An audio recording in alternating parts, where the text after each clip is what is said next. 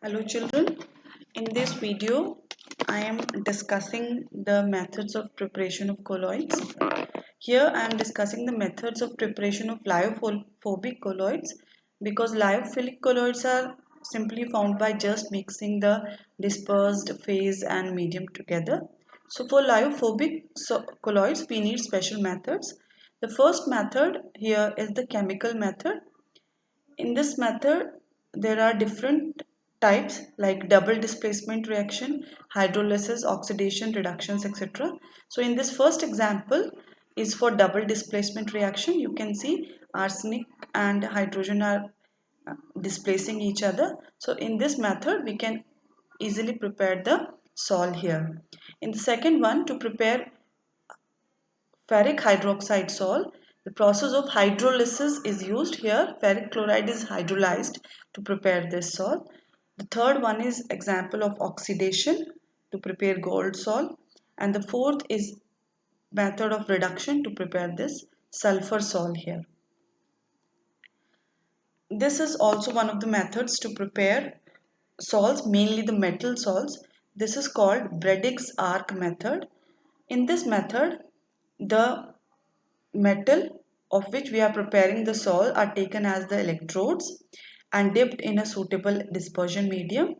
This container is kept in a ice bath. As the electric discharge is passed, the metal vaporizes due to intense heat and suddenly condenses due to the ice present here, and the particles of metal which vaporizes are dispersed into this medium and a suitable colloid is formed. This is specially for metal salts. The third method, peptization. So this is important definition here.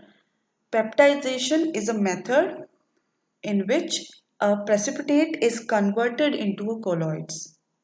A precipitate is shaken with a suitable dispersion medium with a small amount of electrolyte. This small amount of electrolyte which we add is known as the peptizing agent. The colloidal particles absorb one of the ions of the electrolyte, which causes repulsions between the particles, and they disperse into the medium, and that precipitate is converted into colloid. So here development of charge occurs, either positive or negative charge.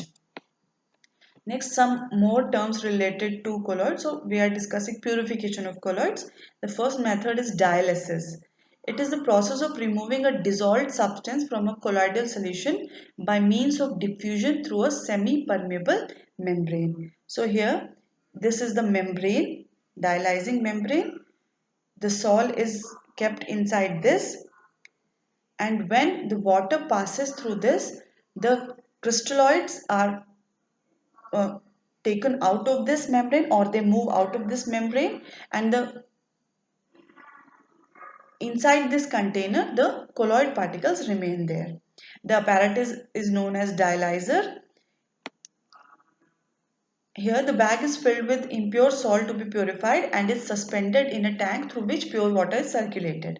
The impurities of electrolytes present in the salt diffuse out of the bag. So the electrolytes means the particles which are in solution form, they move out, and the particles which are in colloidal form remain inside the dialyzing membrane.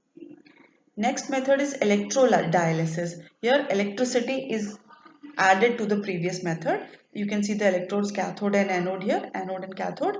So the use of electricity just speeds up the process of dialysis. So the process is similar, but it is under the influence of electric field. So under the influence of electric field, the impurity ions move faster to the oppositely charged electrodes and the process gets quickened. Next is ultrafiltration. Colloids can also be purified by passing it through a special filter paper whose pore size is reduced by dipping into a special solution which is called colloidin. This colloidal solution is 4% nitrocellulose. This solution decreases the pore size, and you can create a special filter paper which is called ultrafilter paper. The pores trap dispersed phase particles, but dispersion medium particles can move through it. So purification process can occur by this way also. So that's all in this lecture. In the next, I